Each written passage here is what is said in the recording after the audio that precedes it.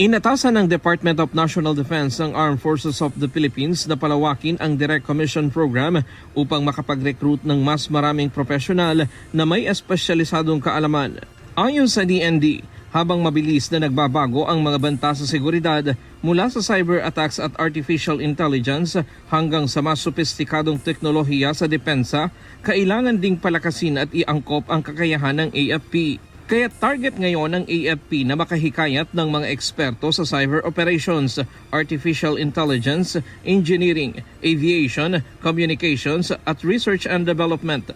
Mga larangang itinuturing na mahalaga sa isang modernong sandataang lakas.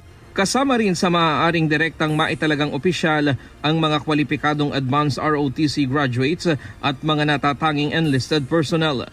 Binigyang diin din ng DND na dapat nakabatay sa merito ang pagpili ng mga bagong opisyal. Inatasan din ng AFP na pag-aralan kung paano mabibigyan ng angkop na pagkakataon ang mga kwalipikadong persons with disabilities na may mahahalagang kakayahan habang tinitiyak na mananatiling mataas ang professional at security standards ng militar. Inaasahan ng DND na sa pagpasok ng mas maraming eksperto, mas mapapalakas ang modernisasyon ng AFP at ang kakayahan nitong tumugon sa mga umuusbong na hamon sa seguridad. Bahagi rin ito ng Comprehensive Archipelagic Defense Concept na layong tiyaking handa ang bansa sa pagtatanggol sa teritoryo at pambansang interes. Para sa Department of National Defense, hindi na sapat ang tradisyonal na lakas militar lamang.